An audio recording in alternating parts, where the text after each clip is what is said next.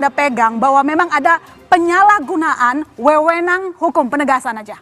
Ini untuk kasus yang saat ini atau sebelum-sebelumnya? Yang saat ini.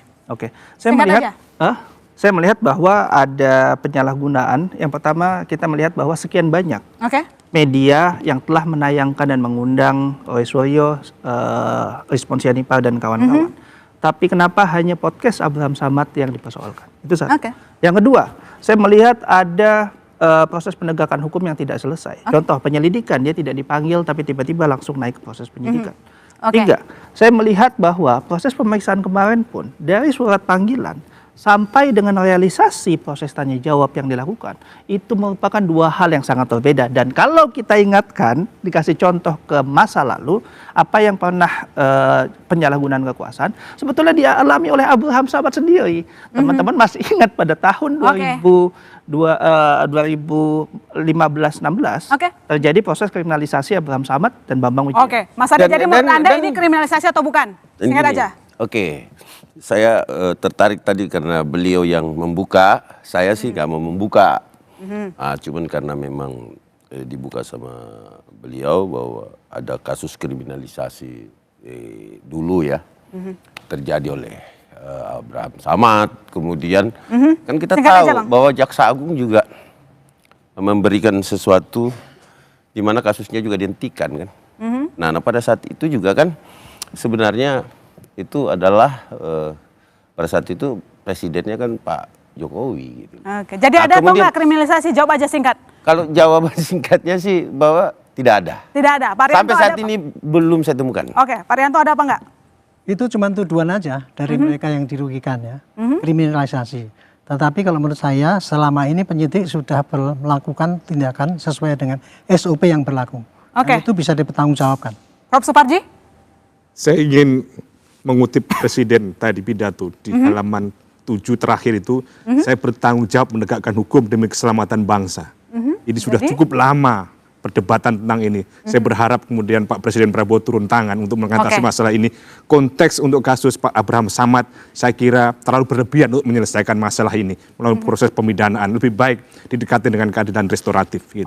Bang Noel, artinya apa sikap Presiden melihat gaduh-gaduh yang terjadi? Udah cukup lama kita bahas hal yang sama. Pertama tadi dalam pidatonya juga tidak anti kritik. Bahkan Presiden menyampaikan untuk tetap kritik, jangan tidak. Karena pemerintahan yang absolut akan menjadi pemerintahan yang abuse of power dan Presiden tidak inginkan itu.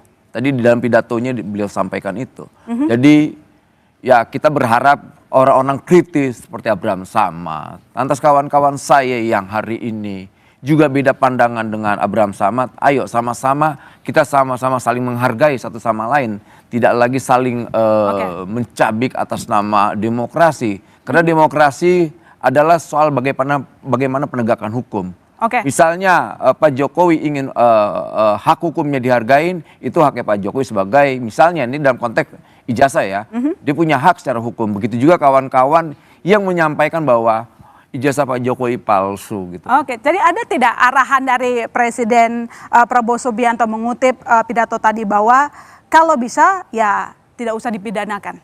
Yaitu hak prerogatif Presiden. Karena gini, Pak Presiden Prabowo kan ngurusin bangsa ini, bukan ngurusin Abraham Samad dan Silver. Gitu. Jangan juga ditarik ke hal yang seperti itu.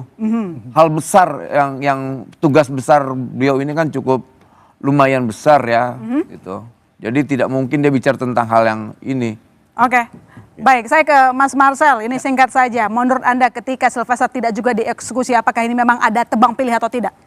Saya ingin katakan dua hal. Pertama, kita mengacu kepada putusan kasasi, di situ dikatakan bahwa judek juris menambah masa hukuman karena alasan bahwa terdakwa ini, Sylvester ini menghina simbol negara. Entitas Bapak Yusuf Kalla bukan sebagai person saja, tapi sebagai wakil presiden, yang itu artinya simbol negara. Kalau ini tidak dieksekusi, maka saya khawatir ke depan akan ada penghinaan-penghinaan terhadap simbol negara-negara kita, yang mana mereka akan dengan lenggang dan leluasa karena merasa ini ada contohnya loh. Udah dicabut. Itu yang pertama. Yang kedua yang ingin saya katakan adalah saya Udah nggak ada ingin lagi mengatakan tuh. bahwasanya Ini klarifikasi sedikit bahwa itu udah dicabut itu. Ya, Nggak bisa lagi tuh dipersoalkan itu. ya apapun itu tertuang. Jadi kita jangan apa namanya seolah-olah simbol negara gitu kan. Enggak lah. Jadi itu udah dicabut oleh MK putusan MK Undang-undang itu juga udah gitu lagi loh. udah. Terus kemudian gini, saya tambahkan sedikit terkait Bang Abraham Samad ini kan udah pernah dapat deponering dulu kan. Nah, dari Kejaksaan Agung.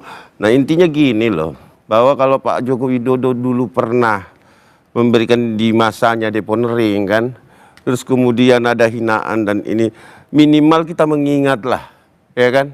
Apa yang terjadi dulu seperti apa gitu loh. Saya bukan ini ya, karena manusia itu apa ya Mbak ya, diingat itu karena kebaikannya gitu loh. Nah itu loh, gitu loh maksud singkat saya. aja Mas Marcel, singkat aja, saya tutup. Yang kedua, kejaksaan ada suatu kasus yang dilakukan oleh Kejaksaan Negeri Banjar.